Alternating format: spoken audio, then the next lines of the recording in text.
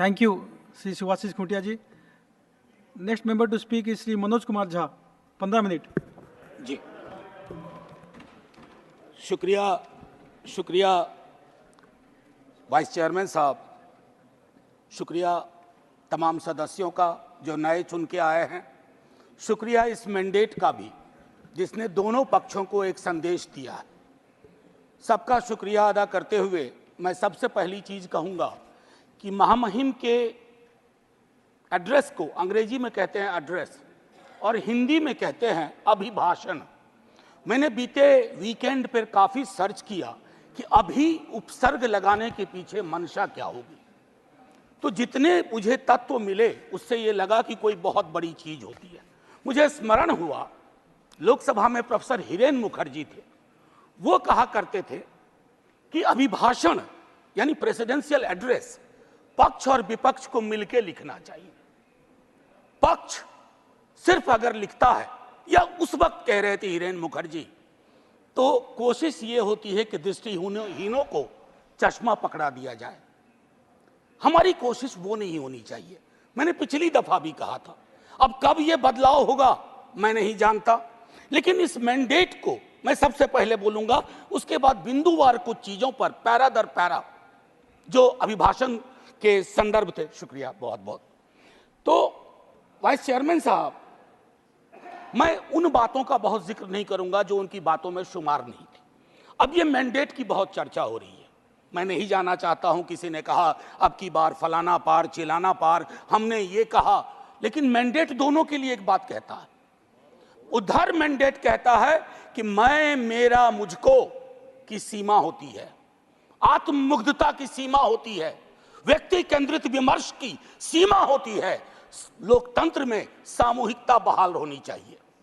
और हमारे लिए संदेश है कि आपने जो कुछ किया शायद इनफ नहीं था। अगर हम किताब संविधान के हाथ में ले रहे हैं तो इसके पन्ना दर पन्ना, सफा दर सफा, हरफ दर हरफ हमको जीना पड़ेगा, लोगों को भरोसा दिलाना पड़ेगा। लेकिन हाँ, इस मैंडेट की कुछ खूबसूरत चीजें बता रहा हूं। लोकतंत्र में सामूहिकता बहाल हुई। मैंने बीते 10 वर्ष से कान तरस गए थे एनडीए सुनने को। बीते 1 महीना में इतनी बार एनडीए सुना, दिल को बहुत सुकून हुआ। यकीन मानिए, विपक्ष में है, शत्रु नहीं है, लेकिन व्यक्ति केंद्रित विमर्श से यह मैंडेट आपको भी बाहर ले आया, वो बेहद आवश्यक था। दूसरी चीज कहूंगा हल्के लाइटर टोन में, अचानक मुझे लग रहा है कि हमारे प्रिय रक्षा मंत्री जी की जबरदस्त वापसी हुई है। हर मोर्चे पे वो हैं, इससे बात करनी है तो रक्षा मंत्री जी, उससे बात करनी है तो रक्षा मंत्री जी। ये सुखद संकेत है, ये सुखद संकेत है इस लोकतंत्र के लिए। अब माननीय वाइस चेयरमैन साहब, मेरा ये कहना है कि नीट को लेकर के बहुत बात हुई, नहीं बोलूंगा। मैं अलहदा आदमी था जब एनटीए बन रहा था, उस समय वेंकैया नायडू जी थे वहां। मैंने 0 आवर में 3 बार कहा कि इस देश को इस तरह की व्यवस्था परेशान करेगी, ये बीमारी नहीं पालनी चाहिए। 1 नेशन 1 फलाना, 1 नेशन 1 ढिमकाना, 1 नेशन 1 चिल्लाना। काहे को भैया, कहीं ऐसी स्थिति नहीं हो जाए कि 1 नेशन 1 ठेकेदार, 1 नेशन 1 कॉन्ट्रैक्टर पूरी तरह हुआ नहीं है संजय भाई, होने की संभावना है। अब अभी मैं इसलिए कह रहा हूं कि लोग कहते हैं कि राजनीति मत करो इस पर। मैं पूछना चाहूं कि लोगों की पीड़ा परेशानी, 25-30 लाख युवाओं के सपने तहस नहस हो जाएं, आप विपक्ष से क्या उम्मीद करते हैं? आपकी ऑर्केस्ट्रा में शामिल होकर कहे साहब तेरे सुबह की जय, साहब तेरे शाम की जय। ना, विपक्ष को अपना काम करने दीजिए। अगर आपने ईमानदारी से एनटीए का मूल्यांकन किया होता, आपने क्लीन चिट पहले दिन ना दी होती हड़बड़ी में, आज ये नतीजे ना होते। एक वर्धा विश्वविद्यालय है, मैं आपके माध्यम से कहूं, हमारे माननीय हेल्थ मिनिस्टर और लीडर ऑफ द हाउस है यहाँ, सर वर्धा यूनिवर्सिटी में बहुत बड़ा फर्जीवाड़ा चल रहा है, जांच करवाइएगा। आप पावरफुल लोग हैं, हमारे पास पावर नहीं है। हम आपसे आग्रह कर सकते हैं, यह आग्रह कर रहा हूं महात्मा गांधी के नाम पर। वो विश्वविद्यालय हो रहा था और गांधी जी के लिए जो चीज त्याज्य थी वो सारी चीजें उस विश्वविद्यालय में हो रही हैं। परसों टिस में क्या हुआ, ये सब चीजें हमें चिंता देनी चाहिए। अरे आज आप सत्ता में हैं, कल को हम सत्ता में होंगे, लेकिन अगर देश के सरोकार ही रुग्णावस्था में चले जाएंगे, बीमार पड़ जाएंगे, तो फिर क्या बात, फिर कौन सी राजनीति, फिर कौन सी समाज नीति। युवाओं के रोजगार पर मैं ज्यादा नहीं बोलना चाहता, बहुत लोग बोले हैं। बिहार से आ रहा हूं सर, पूरे चुनाव बिहार में था। बिहार में हमें भले सीट कम आई हो, लेकिन बिहार के युवा से किसी भी जाति का हो, पूछिए नौकरी, नौकरी मतलब तेजस्वी। हमने मयार बदला, वहां चिंतन बदल दी, धारा बदल दी। आपकी मर्जी है, कुछ भी कहिए, आप लोग तो जज भी हैं, इन्वेस्टिगेटिव एजेंसी है। मैं हाथ जोड़ के विनती करता हूं, जितनी गालियां मुझको देनी है अपने भाषण में दे लीजिएगा, खूब दीजिए गाली। आदी हो गए हम गाली सुनने के, फिर सुन लेंगे आपसे गाली, लेकिन कुछ बातें रखने दीजिए। NIOS DLED का मसला है, आप ही ने बनाया, आप ही ने उसको डिलेजिटिमाइज कर दिया। भटक रहे हैं हजारों बच्चे, शिक्षा प्रेरक का वही हाल है। तो मैं ये कहना चाहता हूं कि देश में बहुत बुरा हुआ चुनाव के दौर में, भैंस, मंगलसूत्र, मुजरा, टोटी तोड़ ले जाएगा, बिजली काट देगा। सर परेशान हुए हम लोग। मैं चुनाव देख रहा था बैकरूम से, कंप्लेन कर रहा था इलेक्शन कमीशन को, जिसको दाद दी गई है अभिभाषण में। सर कंप्लेन फर्स्ट फेज में किया, परसों मेल आता है, परसों, डे फॉर यस्टरडे, अपना नाम, पता, असेंबली नंबर, मोबाइल नंबर भेजिए। अब किस बात का भैया, अब किस बात का? ये व्यवस्थाएं हैं। इलेक्शन कमीशन की क्रेडिबिलिटी पे एक सर्वे हुआ, 28% लोगों का सिर्फ भरोसा है। इससे ज्यादा भरोसा तो पंचायत वेब सीरीज में फुलेरा के ग्राम प्रधान का है। लोगों को यह सोचना चाहिए। Sir mathematical length of tenure के आधार पर नेहरू बनाने की कोशिश हो रही है। Sir mathematical length of tenure से नेहरू नहीं बनता। नेहरू बनता है जो गर्म हवा को पी सके, दूसरे के जख्म को देख करके उस पर मलहम लगाए, जख्म कुरेदे नहीं, जख्म पे नमक ना छिड़के, वो होता है नेहरू। तो सिर्फ मैथमेटिकल इससे। अब सर आपको एक छोटी चीज बताऊं, जातिगत जनगणना की मांग की थी, हमारे जदयू के साथी लोग भी थे, अभी हैं मंत्री जी प्रणाम, हमारे जदयू के साथी लोग भी थे। नीतीश जी, तेजस्वी जी ने मिलकर सर्वेक्षण कराया। सर मैडम कोर्ट में आया, कोर्ट में कौन खड़े हुए यहां, नाम लूं, सॉलिसिटर जनरल ने रोकने की कोशिश की। किसके इशारे पे हो रहा है? एक तरफ आप कहते हैं वंचितों का कोई नुकसान नहीं होने देंगे, और दूसरी तरफ आप इस प्रकार की कोशिशें करते हैं। आज बिहार की सबसे बड़ी मांग है कि सर्वेक्षण के बाद जो आरक्षण का आधार बढ़ाया गया उसको 9वीं अनुसूची में डालिए। अभी पटना उच्च न्यायालय का एक निर्णय आया है, हम इंतजार करते रहे हैं सरकार से, बिहार की सरकार से कि वो चैलेंज करे इसको, नहीं तो राष्ट्रीय जनता दल पिटीशन लेके जाएगा सुप्रीम कोर्ट। सर आप बोल दीजिएगा, अभी तक गई नहीं है, मुझे भी जानकारी है सर, बहुत फॉलो करता हूं क्लोजली, बहुत क्लोजली फॉलो करता हूं।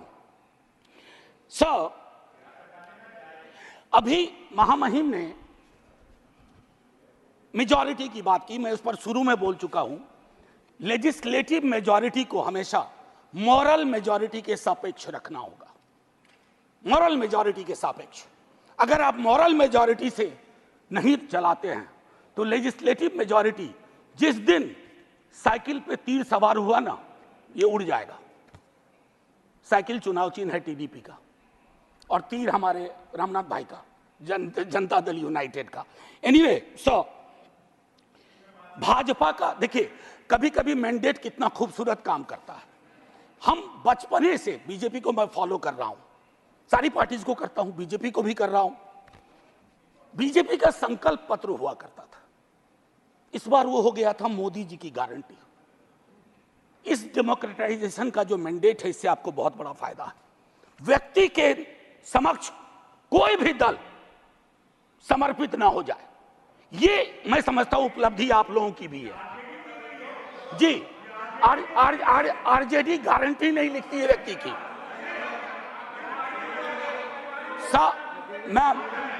Ma'am, protect me.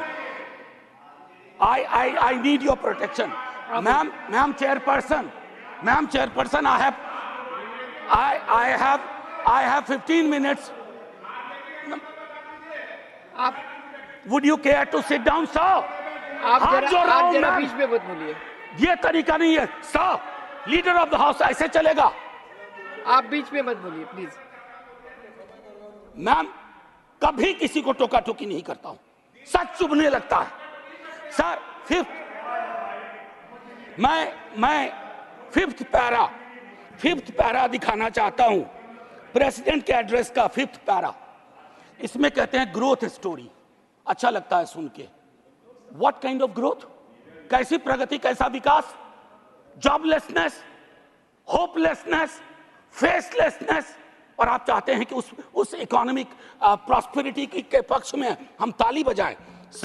मैम, मेरी ये किताब कॉन्स्टिट्यूशन संभवतः सबसे पहले मैंने ही दिखाना शुरू किया था। निर्मला जी नहीं है हमारी फाइनेंस मिनिस्टर। हर बजट के बाद में आर्टिकल 39 पढ़ता था।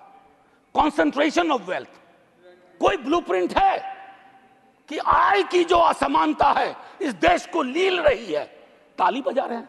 5 करोड़ पूंजीपति तरक्की कर रहे हैं, उसको देश की तरक्की मान रहे हैं। कभी उस युवा से पूछिए वो देश की तरक्की को कैसे देख रहा है। ऐसा जवाब देगा कि मुश्किल पड़ेगा हैंडल करना। मैम, पैरा 16 में बाबा साहब को सेलेक्टिवली कोट किया गया। ये सेलेक्टिव कोट बड़ा परेशानी का चीज है कि आप किसी को सेमीकोलन के बाद कोट कर दें, उसके पहले की बात छोड़ दें। ये इसको हम लोग की भाषा में, एकेडमिक्स में कहते हैं ऑलमोस्ट अकिन टू प्लेजरिज्म। वो किया गया। अब प्रधानमंत्री जी ने चुनाव के वक्त कहा कि एक ही जाति है, वह है गरीबी। सुनने में शायराना लगता है, खूबसूरत लगता है, फिल्मी लगता है। लेकिन ऐसा क्यों है कि जातिगत हिरार्की में नीचे जाते हैं तो गरीबी बढ़ती है, ऊपर जाते हैं तो गरीबी घटती जाती है। अब मैं समझता हूं कि ये NFS, नॉन फाउंड सूटेबल, ये चिंता का विषय है सबको। अभी अनुप्रिया पटेल जी को चिट्ठी लिखनी पड़ी है। मैं बताऊं, ये एक मानसिक रोग है जो नॉन फाउंड सूटेबल करता है विश्वविद्यालयों में। इस मानसिक रोग से डील नहीं किया ना तो हमारी कथनी और करनी में मीलों का फासला होगा। कहा गया पहले की कुछ सरकार अनस्टेबल थी, लेकिन अगर आप प्रो पीपल लेजिस्लेशन का विश्लेषण करें तो सबसे ज्यादा खूबसूरत क्षण सो कॉल्ड कोalition गवर्नमेंट में आई है।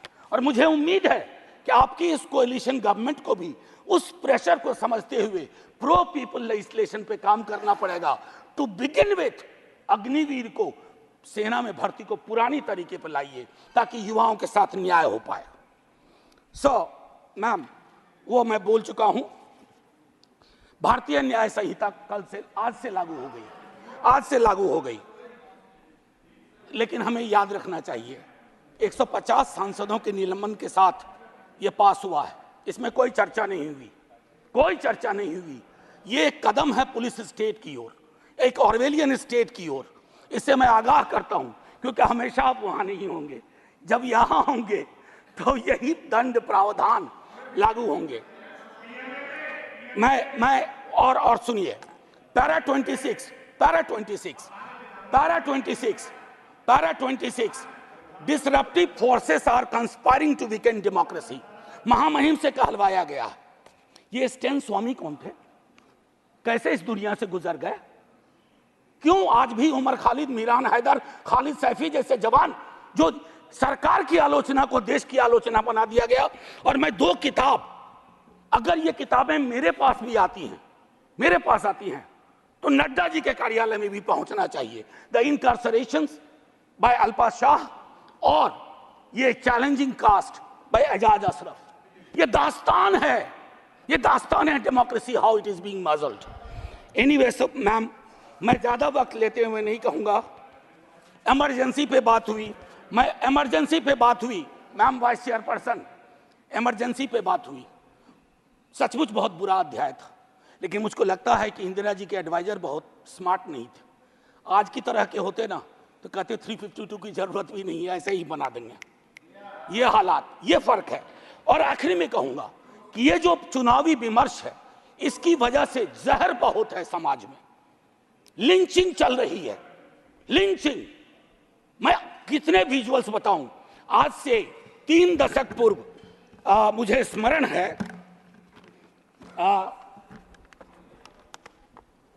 राही मासूम रजा ने एक छोटी कविता लिखी थी।